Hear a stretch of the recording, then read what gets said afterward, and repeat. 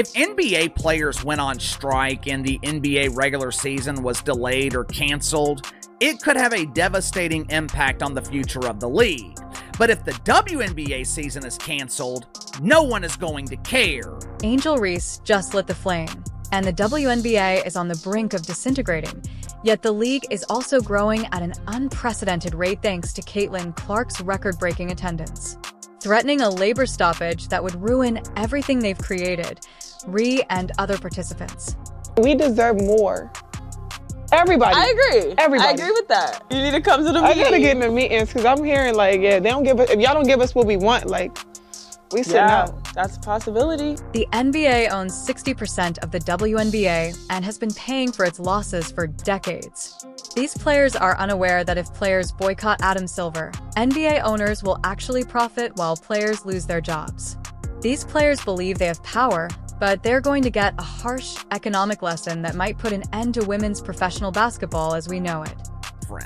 This year, something seems to be off. There seems to be a lot of tension in the WNBA. The offseason has been filled with fear and uncertainty, threats. There are serious concerns that the 2025 season could be the final season of pretend basketball for a while. Ever wonder why the WNBA hasn't turned a profit in nearly 3 decades? Let's face it, since its founding in 1996, the WNBA has been losing money. This isn't just a minor issue. It's a financial crisis that jeopardizes the survival of women's professional basketball in America.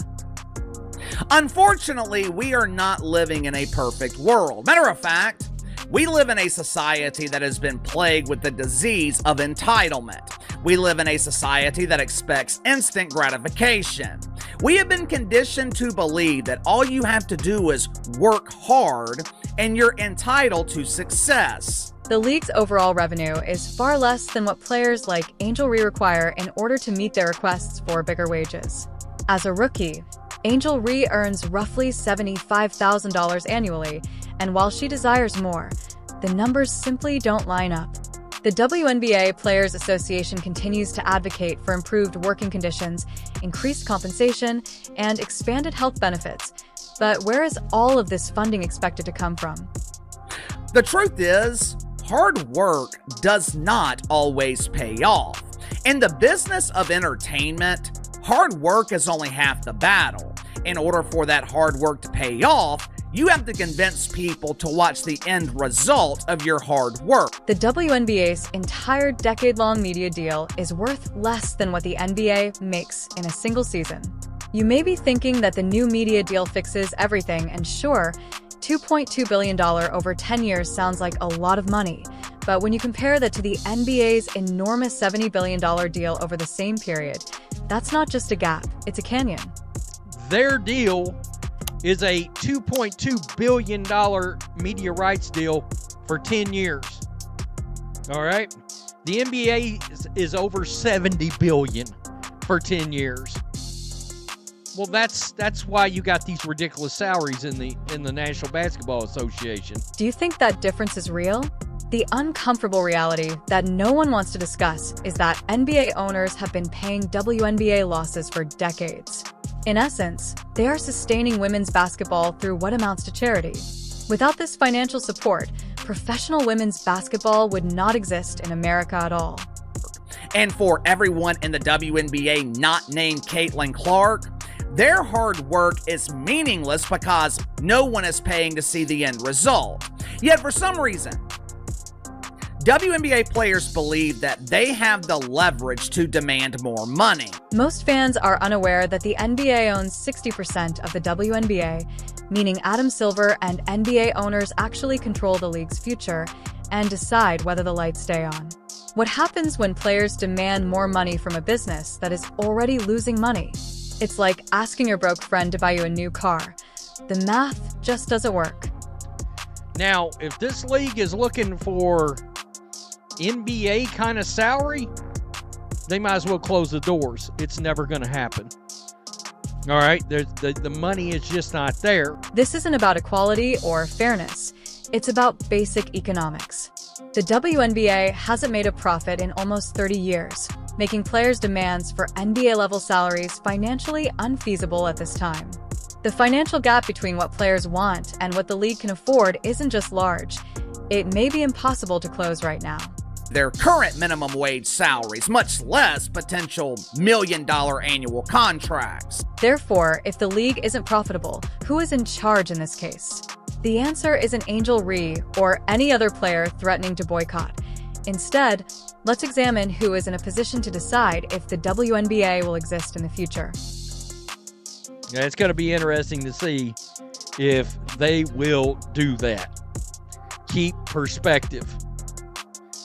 If they overvalue themselves, it would be the death of the WNBA. The strange thing is that games featuring Caitlin Clark receive 1.2 to 2 million views, whilst those without her barely reach 400,000. That isn't merely a minor distinction. It's a game changer for the entire league. The WNBA is seeing figures never seen before, but it's mostly due to one rookie who made all the difference, not because all the players suddenly improved.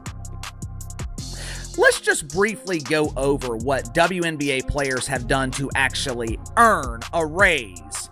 Last season, games involving Caitlin Clark averaged 1.2 million viewers. Nationally televised games without Caitlin Clark, 394,000. Although Angel Reese and other athletes appear to be spearheading this new surge in popularity, the data absolutely contradicts this. The real reason is the Caitlin Clark effect. The Indiana Fever went from empty arenas to full sellouts in a single night, and it wasn't because the team's performance suddenly improved. Rather, it was all because of Clark taking the court. Supported. You know, a lot of people say that Caitlin Clark moves the needle. That is wrong. She is the needle. She dictates. We all know what she's done on the floor. It's history, right? But off the floor, my goodness. Have you noticed the changes in ticket prices? WNBA tickets for Caitlin Clark games have increased 400% on the secondary market. 400%, while other events continue to have trouble filling seats. Instead of paying to see the WNBA, people are paying to watch Caitlin Clark play hoops. This is going to be history. It's like what I told her. That's pretty epic that we get to watch her, you know, because not a lot of games here in Dallas with somebody that big of a star. TV networks are demanding Fever games for prime time slots, which is something they have never done regularly in WNBA history. TV executives are aware of what attracts viewers, and at the moment, Caitlin Clark is the focus of their attention since that is what viewers want to see. I told you guys last year, when WNBA players and their pretend friends in the mainstream media were ostracizing and demonizing Caitlin Clark, I told you guys they would use Caitlin Clark as leverage to justify increases in their minimum wage. Now, you may be wondering what would happen if Clark is hurt or decides she doesn't want to cross a picket line during a work stoppage. In that case, the entire house of cards would collapse, with all of the viewers and sellout crowds gone. The players who are threatening to boycott would be effectively removing the one thing that is truly adding value to the league. The executive director of the Players Union said recently, "There is no better time than right now for women's sports. We are seizing that opportunity." Translation, we need to take advantage of the drawing power of Caitlin Clark while she still has it. A boycott would remove the WNBA's only real bargaining chip, which is Caitlin Clark's ability to attract 1.2 million viewers. Without Clark playing, the league would once again struggle for attention and every viewer, but the players appear to believe they are in a position of power and that they can make demands, and the league will comply. NBA dump. In the dump, everyone not named Caitlin Clark is overpaid. Angel Reese makes around $80,000 a year, overpaid. AJ Wilson making $200,000 a year, severely overpaid. Angel Reese recently stated that players could be sitting out if you don't give us what we want, but she's missing something important about who is in charge in this situation. She believes she's making a threat, but in reality, she's giving the NBA a gift. What do you think would happen if Angel Reese and other players actually follow through on their boycott threat? The answer might surprise you. Nonetheless, it's like their union director is also now talking about a work stoppage Well, the same thing Angel Reese said during her podcast, threatening we'll go on strike. NBA Commissioner Adam Silver isn't concerned about these player threats because he knows the financial math works entirely in his favor if players don't show up. If WNBA players boycott the NBA, the private equity owners who finance the league's losses would actually save money by not having a season. That's correct. The people in charge of the league's future would profit financially. WNBA players don't have any leverage, but there is a subset to that problem, and the subset is the real problem. The real problem is WNBA players don't realize they don't have any leverage. Imagine what would happen to the players in this situation. Athletes earning $75,000 a year would suddenly have no money, and billionaire NBA owners would just move their WNBA subsidies to other places. The owners don't need WNBA games to generate revenue. They have plenty of other lucrative endeavors, but the majority of WNBA players depend on those paychecks to cover their expenses. Those same players are now using Caitlin Clark as leverage to pressure the WNBA to give them more money. There have been numerous cases where WNBA players pretended to be the ultimate victim instead of pretending to play basketball. Last year, AJ Wilson insinuated that it was scary to play in Indiana because of those racist Caitlin Clark fans. Remember last summer when Angel Reese and Kennedy Carter victimized themselves, claiming they were dealing with harassment while getting off the Greyhound bus? Somehow, there was never any video footage released of this alleged harassment, even though cameras were everywhere. The WNBA's current momentum would disappear overnight, potentially pushing women's basketball back years or even decades in terms of fan interest, and many players would be forced to play abroad in worse conditions for comparable or less money, completely undermining their negotiating position. They would be dispersed across different countries, making it nearly impossible to maintain a united front. This would be a disaster, all right? This league is just now getting traction with regular sports fans. Sports league strikes have a tragic historical history. Even though MLB was a well-established league with a century of history and devoted supporters, it took years to recover from the 1994 World Series strike. In contrast, the WNBA doesn't have that luxury and is still struggling for relevance after 27 years. And baseball came back. Baseball, and a lot of people don't realize this, baseball was dead. And the only thing that gave it life support and boom, put that charge back into them to bring them back to life, it took a historic Sammy Sosa, Mark McGwire, Barry Bonds home run season, chasing Roger Maris's single-season home run record. That is what brought baseball back. The NBA owners would profit monetarily from a work stoppage while players would suffer, giving them the most disadvantaged negotiating position possible. The owners control all the money, the infrastructure, the media deals, and even the arenas. Players only have their talent, which brings in far less money than they appear to think. All right, it was a historic year. But it took 4 years, almost 5 years to bring baseball back to life. Look, one could argue the WNBA's never had life. They've never turned a profit. Let's examine the domino effect of threatening to boycott a league that is already losing money, and why this might be the worst strategic move in women's sports history. What would happen if Angel Reese and others actually carried out their threats? I'm going to tell you, sports leagues going on strike, fans don't appreciate that at any level. They do not, all right? So that can hurt a league overall very bad. Did you know that other sports leagues never fully recovered from labor stoppages? If players carry out Angel Reese's boycott threat, the WNBA may easily become the next victim, setting off a disastrous series of events that could end the league's existence forever. Well, I don't see the point in doing that. I don't, because they've got a new media rights deal coming, right? That media rights deal starts for the 2026 season, next year. All right? When that happens, they're going to make more money. There's going to be more opportunity. First, the league's new $2.2 billion media rights contract, which is the cornerstone of everything it hopes to create. Without it, There would be no money for better travel or greater salaries. Would probably be canceled if games aren't played. So you're talking about essentially what it is about a $74 billion monetary difference, and basically it's 220 million versus 7 billion with a B. And this league is just now getting traction because of that young lady right there, Caitlin Clark. Man, if they go to a work stoppage, it could be disaster. What about all the new fans who only started watching because of Caitlin Clark? They're gone, and worse, they probably won't return even when games resume. Once that momentum is lost, corporate sponsors would quickly stop funding a league that can't get its act together. Instead, the money would go to other women's sports without players threatening to shut everything down.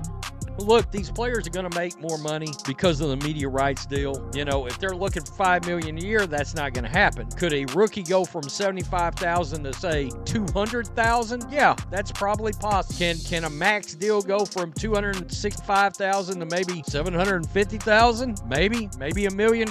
Maybe. But you also got to be, they have to keep perspective on supply and demand based on attendance, revenue, and rate. It would be a difficult decision for the NBA. Maintain funding a league that is unable to sustain itself or eventually stop losing money after 30 years of backing. Private equity investors would probably withdraw entirely. Why would they continue to invest in a league whose players reject fundamental financial realities? If Kat Engelbert does not acquiesce to the unreasonable demands of WNBA players, they are going to take their hard hat and go home. Actually, I should say, if Adam Silver doesn't give in to these unreasonable demands and donate even more money to the unappreciative players in the dump, they're gonna quit. There will be no pretend basketball in 2026, and this could potentially impact the 2025 season, this season. The players' threat to ruin the exact thing they say they're fighting for, a WNBA work stoppage, is the most terrible part of all. The league isn't financially stable enough to withstand such a disruption, so it would probably be catastrophic. The WNBA doesn't have the money to give significant increases in the current minimum wage. You gotta remember, 60% of the league is owned by the NBA and private equity firms. At some point, they are going to expect a return on their investment. The issue is not whether players should be paid more, but rather whether the league will still be able to give them any compensation at all. Can you picture battling so hard for a larger piece of the pie that you wind up destroying the entire thing? Athletes from previous generations that didn't have podcasts, didn't have social media, they had the advantage of, we didn't know much about them. We didn't know how greedy, entitled, stupid, we didn't know because they weren't overexposed. Angel, the WNBA could be destroyed by Reese's boycott threat. She believes she is fighting for women's basketball, but in reality, the league hasn't made money in almost 30 years, and that's the problem no one wants to acknowledge. You need money before you can spend it. The WNBA must first establish true profitability before salaries can increase, not the other way around. I think WNBA players are going to ask for 7-figure contracts. I think they are going to ask for $1 million a year at minimum. And I hope Adam Silver does not give in. Because if he does, he is setting a dangerous precedent. Once they get $1 million, they're going to ask for 2, then 3, then 4. Adam Silver has all the power here. He has all the leverage. If the WNBA season is canceled, the NBA actually saves money. Players must recognize their part in expanding the league. They must attract supporters, generate excitement, and create something long-lasting. Threatening to abandon the progress they have made won't increase their earnings. It may even leave them without a league at all.